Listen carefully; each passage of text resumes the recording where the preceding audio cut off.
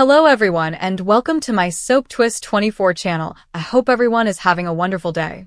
Before we begin, please hit the subscribe button and give this video a thumbs up. Lee sat by the window, her hands pressed against the glass, as the early evening light faded into a dismal wash of gray over the cityscape. Her breath fogged the pane in gentle puffs, as if she was attempting to leave traces of herself before the world swallowed her completely. Behind her, the apartment felt empty, a place of whispers rather than warmth. She hadn't intended for the truth to come out in this way, with her voice shattering like a shattered bell. Luna had stared at her, wide-eyed, lips trembling, the words echoing back like a curse. "Do you know who the father is?" The stillness that followed was more intense than any confession. Lee had nodded almost imperceptibly, as if frightened the walls would turn traitor and reveal her secret. Luna had slumped onto the chair, her hands clutching her stomach in a protective, desperate motion. She was still early in her pregnancy, and the public hadn't seen the bulging curve, but Lee was aware. She'd always known. The secret had been burning inside her for weeks, ever since Luna told her about the baby, and her voice was filled with a fragile mix of surprise and terror. She smiled then, professing ignorance and contentment. But deep down, she already felt the weight of truth like a stone weighing against her chest. Remy and Will lived in the shadow of this secret. Remy, the boy whose grin was always full of anarchy, who laughed too loudly and drank too much, leaving trails of broken promises like shattered glass.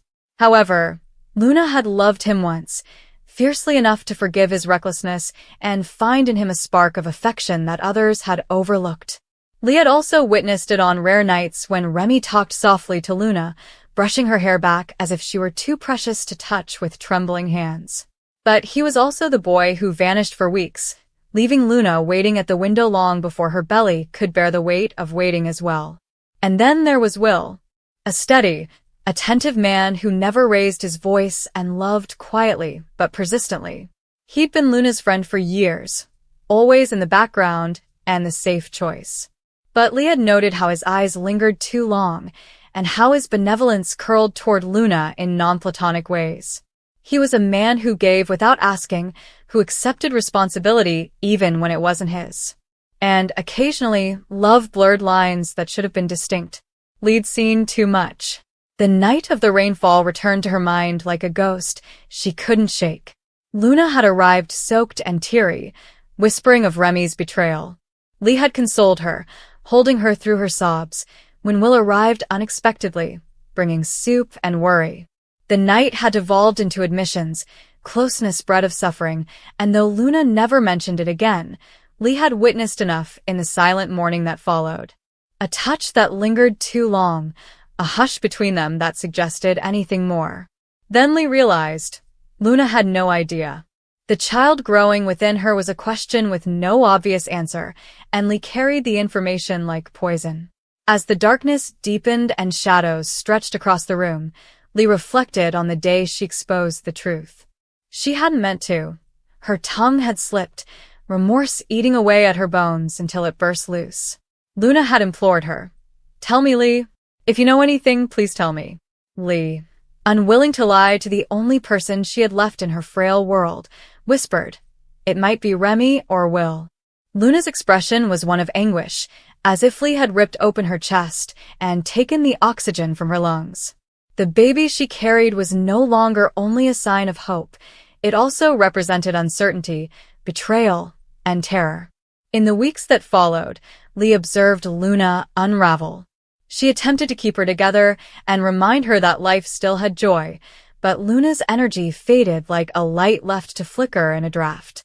Sometimes, Lee could hear her wailing through the thin walls, whispering both names, Remy and Will, as if praying and cursing.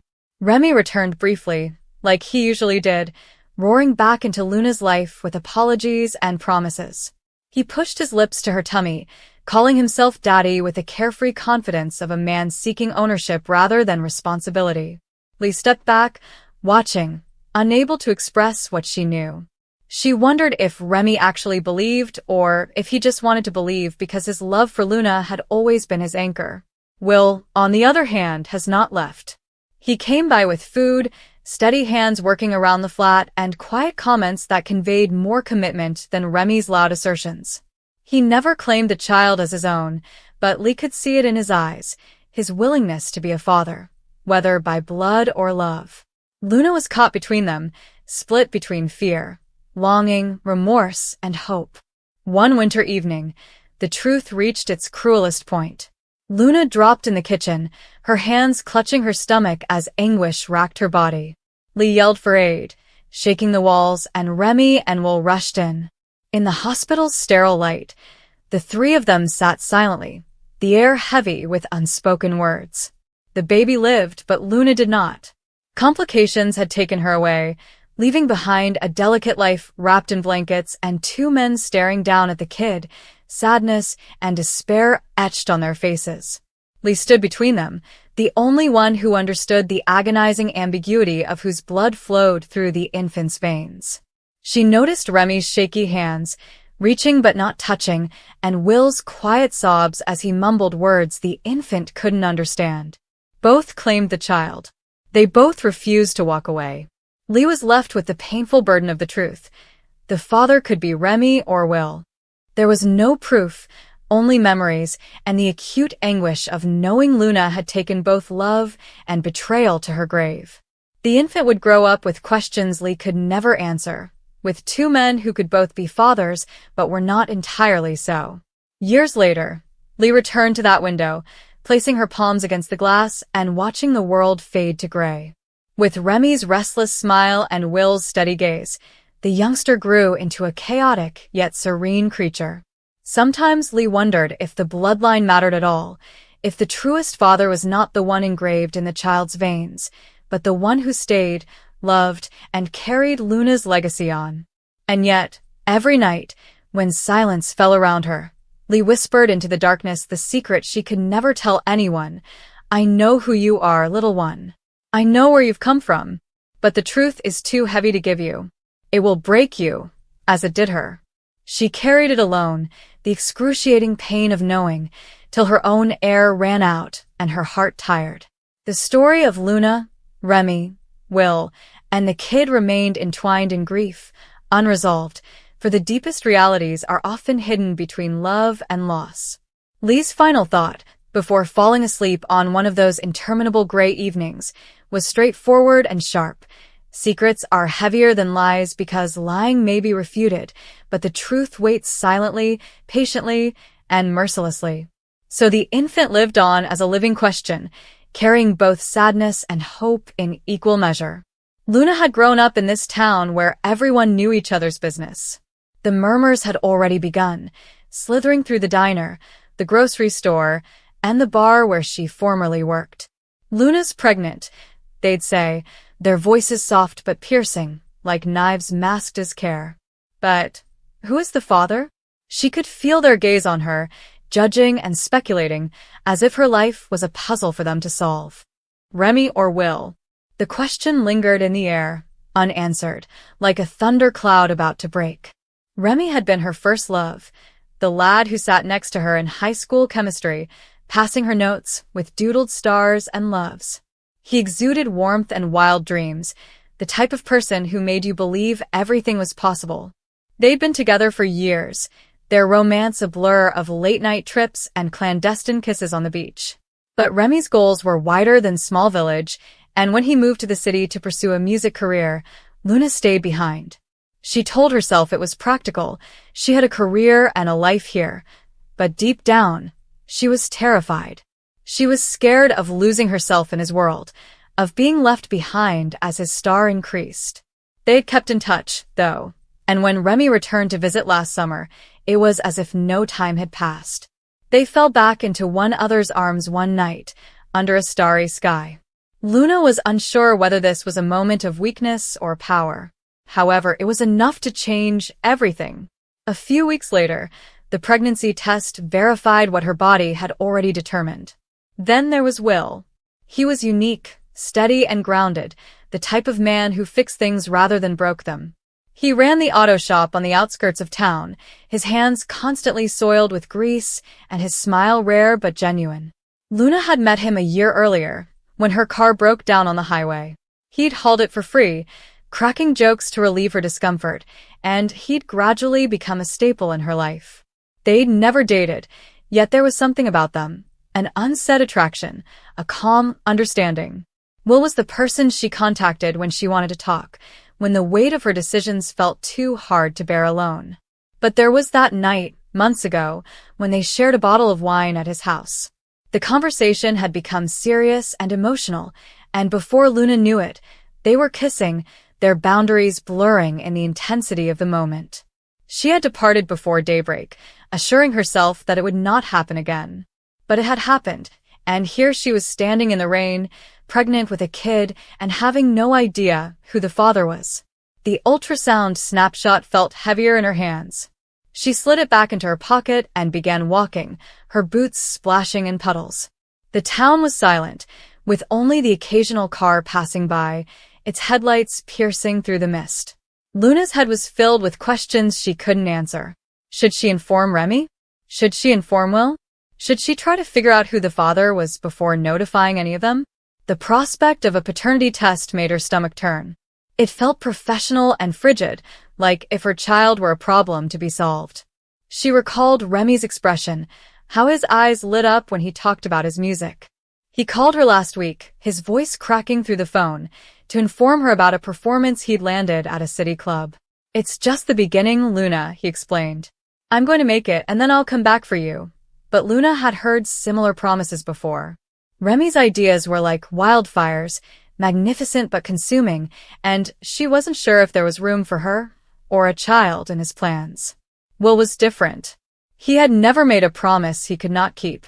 He was the one who showed up, repaired her car when it broke down again, and listened when she expressed her anxieties. But Will had his own scars from a history he didn't talk about.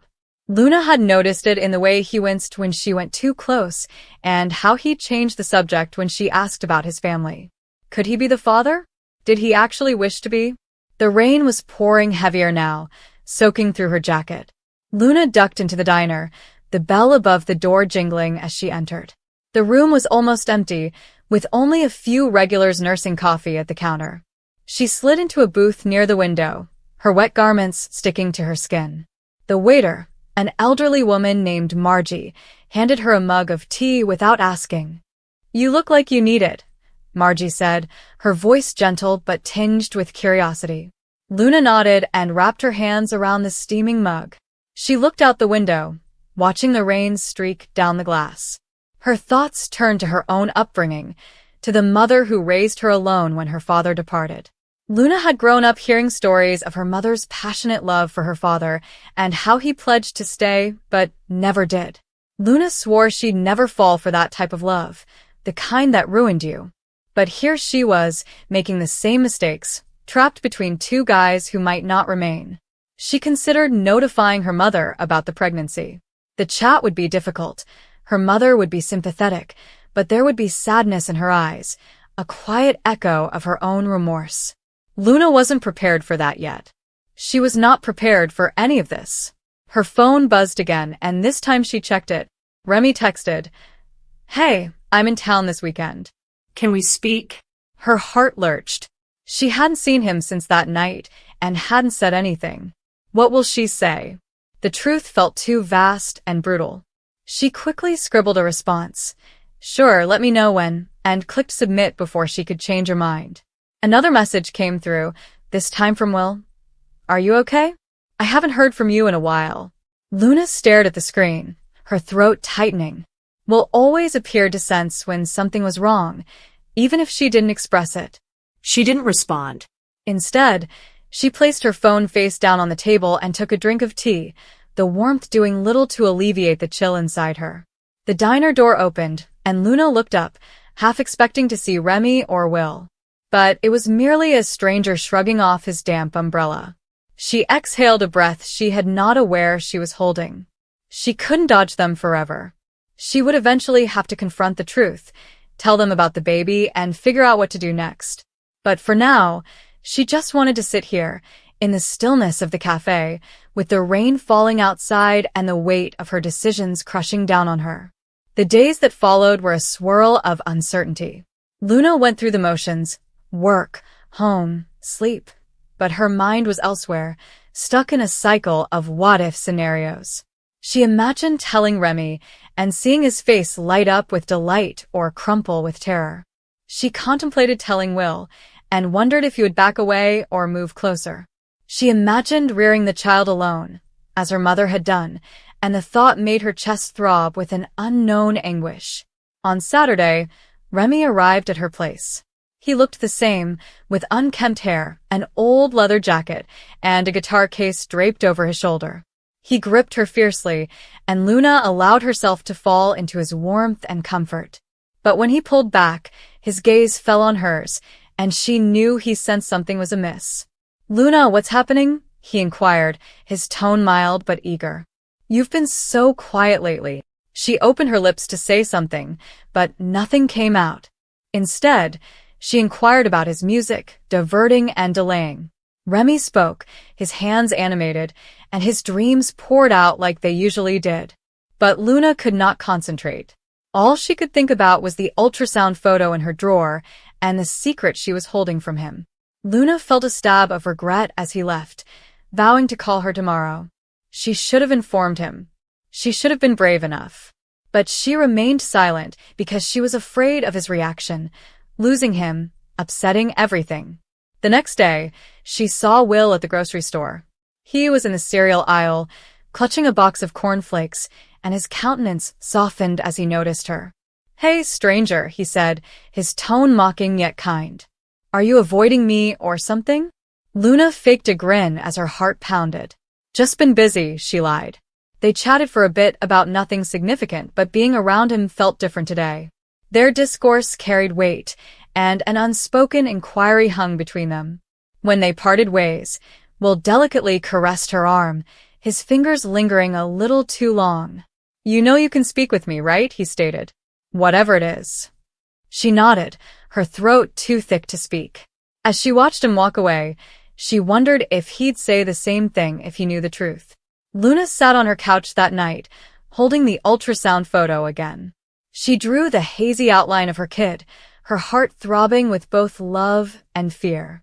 She didn't know who the father was, and that might be fine for now. Perhaps the truth will emerge when she was ready to confront it.